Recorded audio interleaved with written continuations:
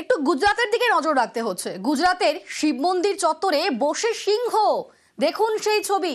গুজরাতের গির সোমনাথ জেলার ঘটনা। মন্দিরে সিংহ বসে, আস্ত সিংহ বসে রয়েছে মন্দির চত্বরে, যা দেখে রীতিমতো আতঙ্কে ভক্তরা। মন্দির চত্বরে সিংহের ভিডিও ভাইরাল।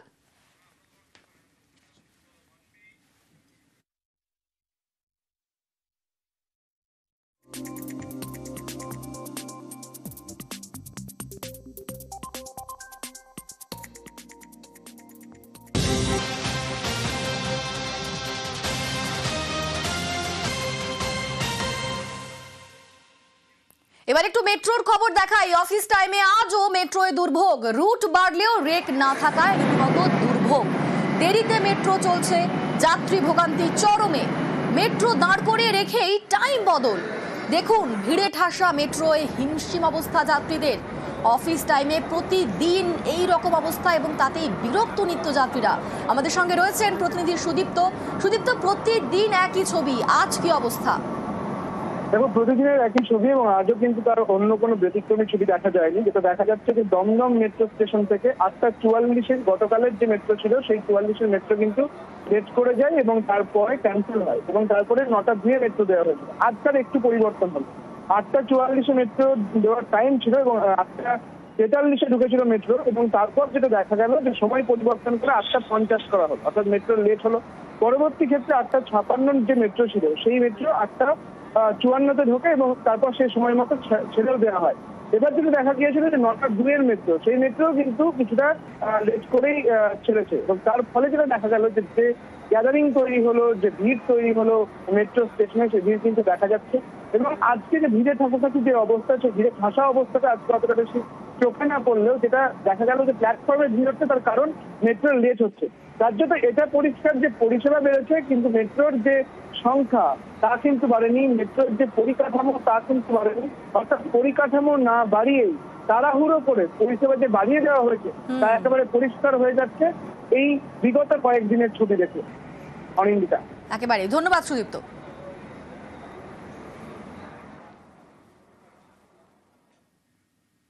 কলকাতা মেট্রো নাকি বনগা লোকাল, অফিস টাইমে প্রতিদিন লেট, ভিড়ে ভিড়, মেট্রোর দরজা বন্ধ হচ্ছে না, নাজেহাল যাত্রীরা।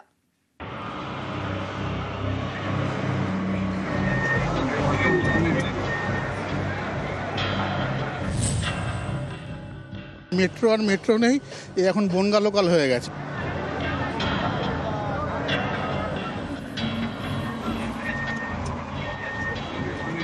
আবার আজকেও মেট্রোর গন্ডগোল, দরজাই বন্ধ হচ্ছে না, একেবারে হরিবেল সিচুয়েশন। পরিকাঠামো জিরো, জিরো -1 লাখ। রেলের পরিকাঠামো -1 লাখ। গিয়ে ভিড়টা দেখে শুনুন আপনি কি ভিড়। হঠাৎ করে মেট্রোর ওই লাইন উদ্বোধন করলাম, ট্রেনে এখানে কম দিলে কি করে দেখান হবে না, লোকের তো দেখান সমস্যা না। কলকাতার অন্যতম লাইফ লাইন মেট্রো, সেই মেট্রোয় প্রতিদিন এখন ভোগান্তি, রোজই লেট, অফিস টাইমে চিঁড়ে চ্যাপ্টা। ভিড়ের কারণে অনেকে উঠতেই পারছেন না, 2-3টি মেট্রো ছেড়ে দিতে হচ্ছে, ফলে কাজের জায়গায় লেট। মেট্রো আর মেট্রো নেই, এখন বনগা লোকাল হয়ে গেছে। দরজা তো বন্ধ হচ্ছে না, আর মেট্রোর এখন একটা নতুন স্বভাব হয়ে গেছে যে সন্ধ্যাবেলা 7টার পর পার্ক স্ট্রিট থেকে যদি আপনি ডাইরেক্ট ক্ষুদিরাম যেতে চান, আপনাকে জবরদস্তিভাবে টালিগঞ্জে নামিয়ে দেবে। কলকাতা মেট্রোর উত্তর দক্ষিণ রুট, শহীদ ক্ষুদিরাম দক্ষিণেশ্বর, এই রুটেই রোজ দুর্ভোগ।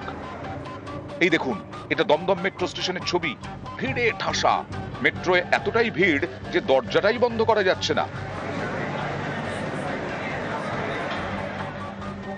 শোভাবাজার, এসপ্ল্যানেড, পার্ক স্ট্রিট, সব জায়গাতে একই ছবি। এর জেরে মেট্রো লেটে ছাড়ছে। অফিস টাইমে সাধারণত 4 মিনিট অন্তর মেট্রো থাকে। অভিযোগ, এই টাইম মানা হচ্ছে না, কখনো 5 মিনিট লেট তো কখনো 20 মিনিট, ফলে ভোগান্তির এক শেষ।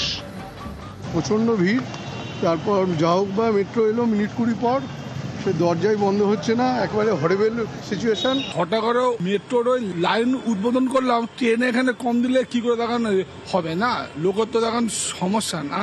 বিভৎস ভিড়, মানে 4টে ক্যান্সেল, কিন্তু কোনো অ্যানাউন্সমেন্ট নেই, কিছু নেই। এবং তারপরেও যখন আসছে, তারপরেও মানে মেট্রোতে মানে স্টেশনে দাঁড়াতে খুব সমস্যা।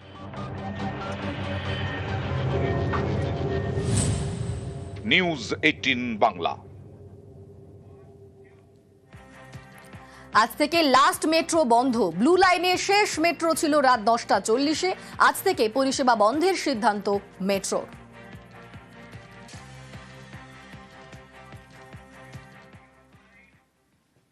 এসএসসির পরীক্ষা বাধাহীন। এসএসসির প্রকাশ করা অযোগ্য তালিকায় বহাল রইল কলকাতা হাইকোর্টে। অযোগ্যদের পরীক্ষায় বসার অনুমতি দিল না আদালত। ক্ষুব্ধ বিচারপতির মন্তব্য, সহ্যের একটা সীমা আছে, এনাফ ইজ এনাফ।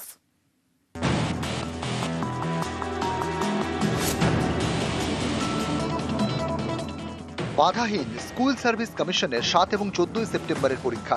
সুপ্রিম কোর্টের নির্দেশে 1806 জনের অযোগ্য তালিকা প্রকাশ করেছে এসএসসি। এই তালিকাকে চ্যালেঞ্জ করা হয় জল গড়ায় কলকাতা হাইকোর্টে। আদালত সে আবেদন খারিজ তো করেইছে, একই সঙ্গে এই মামলা নিয়ে ক্ষোভ প্রকাশও করেছে।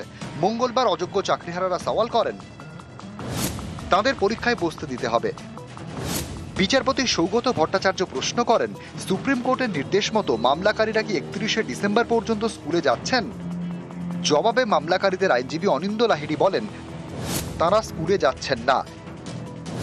এরপরে বিচারপতি প্রশ্ন করেন, তাহলে কিসের ভিত্তিতে মামলাকারীরা পরীক্ষায় বসবেন? ক্ষুব্ধ বিচারপতি বলেন, সহ্যের একটা সীমা আছে, এনাফ ইজ এনাফ। পরীক্ষা শুরুর আগে এখন বলছেন আমি দাগী নই। সুপ্রিম কোর্ট যখন অযোগ্যদের চাকরির মেয়াদ বাড়ায়নি তখন আদালতে আসেননি কেন? মামলাকারীদের আরেক আইনজীবী সাক্ষ্য সেন বলেন, এসএসসি পরীক্ষায় বসার অ্যাডমিট কার্ড দিয়েছে, এখন হঠাৎ করে বলছে অযোগ্য। অ্যাডমিট কার্ড বাতিল করেছে, সবাইকে পরীক্ষায় বসতে দেওয়া হোক, পরে যোগ্য অযোগ্য ঠিক করা হোক। সব শোনার পর বিচারপতি বলেন, মামলাকারীদের কাউকেই 31শে ডিসেম্বর পর্যন্ত চাকরি করে যেতে নির্দেশ দেয়নি সুপ্রিম কোর্ট। তাদের কেউই সম্ভাব্য যোগ্য বলে বিবেচিত হননি। এসএসসির তালিকার নেপথ্যে যুক্তিযুক্ত কারণ আছে। সুপ্রিম কোর্টের বেঁধে দেওয়া সময়সীমার মধ্যেই এসএসসি অযোগ্যদের তালিকা প্রকাশ করেছে। গোটা প্রক্রিয়া সুপ্রিম কোর্টের নজরে রয়েছে। এই অবস্থায় হাইকোর্টের সিঙ্গল বেঞ্চের হস্তক্ষেপ ঠিক হবে না। নিউজ 18 বাংলা। কামারহাটিতে বিজেপি নেতার দাদাগিরি। দুর্গাপুজোর চাঁদার নামে তোলাবাজির অভিযোগ, হুমকির ভিডিও ভাইরাল। মালদায় আবার অন্য ঘটনা, সেখানে জুয়া খেলার প্রতিবাদ করায় প্রতিবাদীর বাড়িতে তাণ্ডব। ও ভাইয়া बोले इधर नो एंट्री नहीं है तो सुबह नहीं गाड़ी निकाल ले रहे हैं, हम गाड़ी निकाल ले रहे हैं। अब मालूम नहीं भाई, সামনে দুর্গাপুজো, তাই লরি থামিয়ে চাঁদা। দাবি মতো চাঁদা দিতে না চাওয়ায় হুমকি। অভিযোগের আঙুল বিজেপি নেতার দিকে। হুমকির ভিডিও ভাইরাল। बोले इधर नो एंट्री नहीं है तो सुबह नहीं गाड़ी निकाल ले रहे हैं, हम अब कौन संतोष थाना। উত্তর 24 পরগনার কামারহাটি। এখানকার বিজেপি নেতা ধর্মেন্দ্র রায়। অভিযোগ, দুর্গাপুজোর চাঁদা তুলতে সোমবার রাতে বের হন। টেক্স ম্যাকো জল ট্যাঙ্ক এলাকায় লরি থামান। অভিযোগ, তারপরই চাঁদার নামে জুলুমবাজি। না দাদা, এটা মিথ্যা কথা আছে। আমরা চাঁদা যেরকম দেয় তুলে নিই, দুর্গাপূজার চাঁদা। এটা বাজে, এটা পার্সোনালি নিয়েছে, একজন আছে পার্সোনালি নিচ্ছে। এইটা নিয়ে আমরা কত বছর দিয়ে পুজো করছি, ঠিক আছে? না হুমকি দিচ্ছি না, ওইটা হুমকি না, ওইটা নিজের পাড়ার লরি, ঠিক আছে? এখানে ইয়ার্কি মতো ভিডিওটা বানিয়ে ইয়ার্কি মারা যাচ্ছে। ঠিক আছে, বিজেপি করেন? হ্যাঁ, চক্রান্ত করে ফাঁসানো হচ্ছে। কি বলবো, এটা তো তোলাবাজির স্বভাব। তো আমার তো মনে হয় এটা হওয়া উচিত নয়। তো সেই ক্ষেত্রে আমি বলবো যে গাড়ি আমাদের টেক্সমোকো থেকে মাল নিয়ে যাচ্ছে, তাদের অথরিটি টেক্সমোকো অথরিটিকে জানানো, পাশাপাশি পুলিশকেও জানানো। কারণ এই ধরনের অন্যায় তাতে আমাদের এলাকার বদনাম হচ্ছে।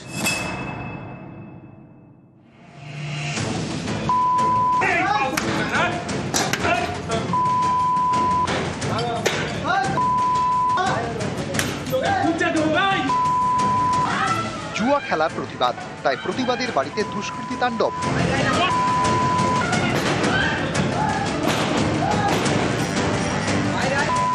মালদার শাহাপুর গ্রাম পঞ্চায়েত এলাকায় যুবকের বাড়ি। তার দাবি, সম্প্রতি তিনি এলাকায় জুয়ার আসর বসানোর প্রতিবাদ করেন। এরপরে তিনি টার্গেট। রবিবার রাতে লাঠি ধারালো অস্ত্র নিয়ে চড়াও হয় দুষ্কৃতীরা। প্রতিবাদীর বাড়ির দরজা, বাইক ভাঙচুর করে। তার স্ত্রী শ্লীলতাহানি করা হয় বলে অভিযোগ। মারধরের হাত থেকে রেহাই পাননি প্রতিবাদীর বয়স্ক মা বাবাও।